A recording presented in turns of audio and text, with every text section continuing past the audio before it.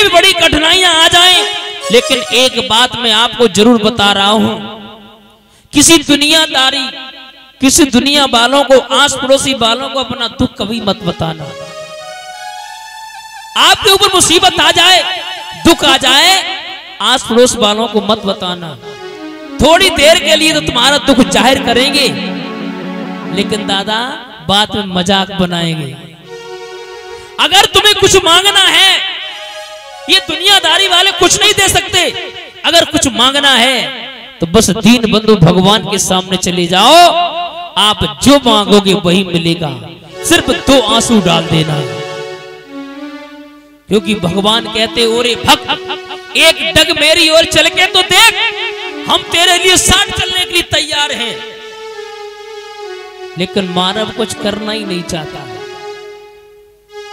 परीक्षित महाराज से कह दिया जाओ हर हर गंगा मैया के किनारे भगवान का भजन करना, सुखदेव भगवान के द्वारा कथा का श्रवण पान करना, तब तो तुम्हारा बेड़ा पार हो सकता है। ना बेड़ा पार होने वाला नहीं है।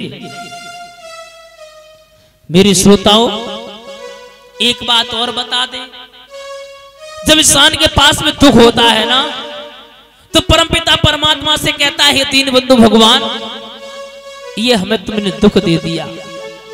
अगर कोई काम बन गया तो किन्ने बनाओ, हमने। और माताओं कोई काम अगर बिगड़ेगा किन्ने बिगाड़ो, हे भगवान तुमने जो काम बिगाड़ दिया। मेरा कहने का मतलब एक है श्रोताओं, एक विद्वान बड़ा सुंदर भाव लिख रहा है,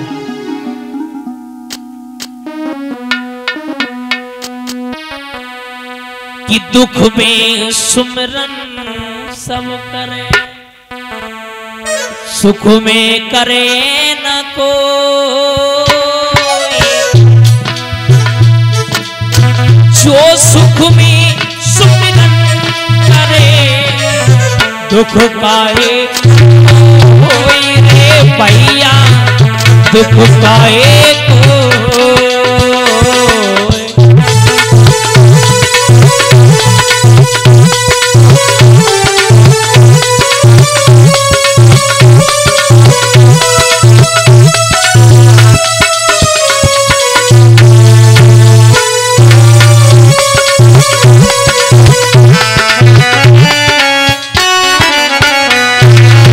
श्रोताओं, ओ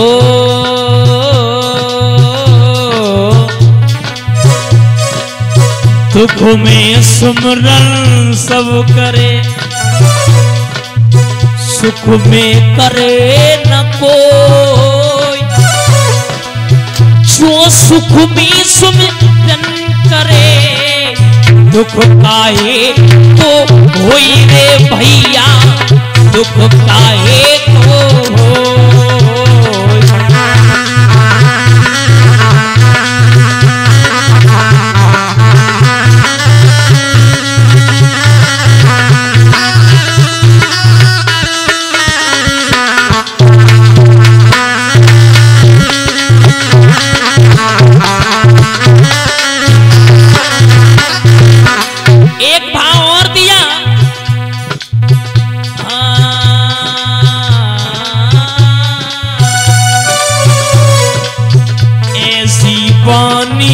बोलिए ऐसी वाणी बोलिए, मन का आपा खो, और को शीतल करे, आप शीतल होए भैया, आप शीतल हो।